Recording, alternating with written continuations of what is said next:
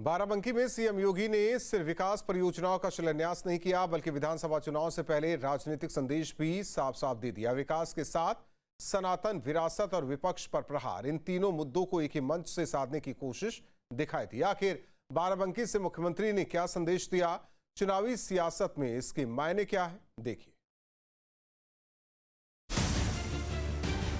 विधानसभा चुनाव से पहले यूपी में विकास और विरासत दोनों पर सियासत तेज हो गई है। बाराबंकी पहुंचे मुख्यमंत्री योगी आदित्यनाथ ने एक और 542 करोड़ रुपए से अधिक की 82 विकास परियोजनाओं की सौगात दी, तो दूसरी ओर लोधेश्वर महादेव कॉरिडोर के शिलान्यास के मंच से विपक्ष पर तीखे राजनीतिक तीर भी छोड़े।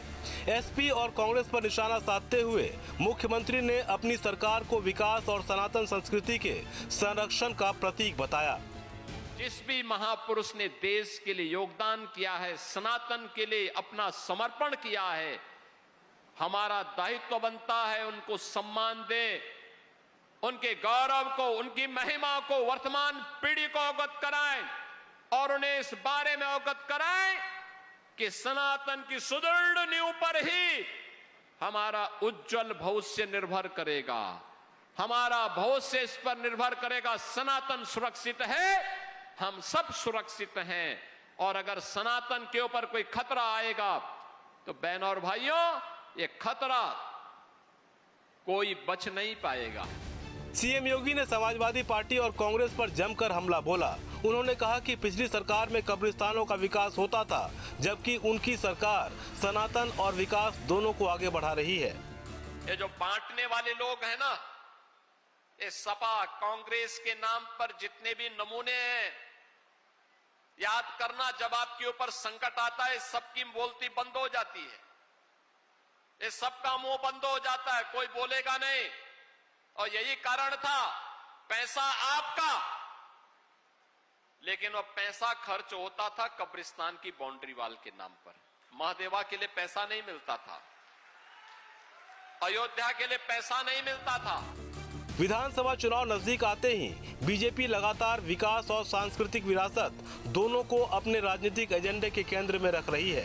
एक तरफ इंफ्रास्ट्रक्चर, निवेश और विकास परियोजनाओं की चर्चा है, तो दूसरी तरफ मंदिर, तीर्थ और सनातन संस्कृति के संरक्षण का संदेश। वहीं विपक्ष इन बयानों को चुनावी ध्रुवीकरण की राजनीति बताकर सवाल उठा रहा है। यानी आने वाले दिनों में विकास और वैचारिक मुद्दों पर सियासी मुकाबला और तेज होने के संकेत मिल रहे हैं। कितना दुख हुआ था लोगों को जब समाजवादी पार्टी के समय में हॉकी के इस महान खिलाड़ी ने, जिसने पूरा जीवन भारत के राष्ट्रीय खेल हॉकी के लिए समर्पित किया था, और कितना हृदय विदारक क्षण था जब उनकी हवेली बिकने की नौबत आई थी।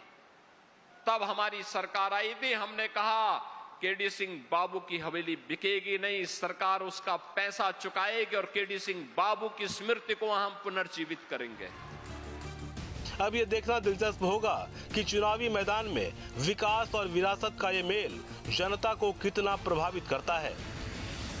Team news 8।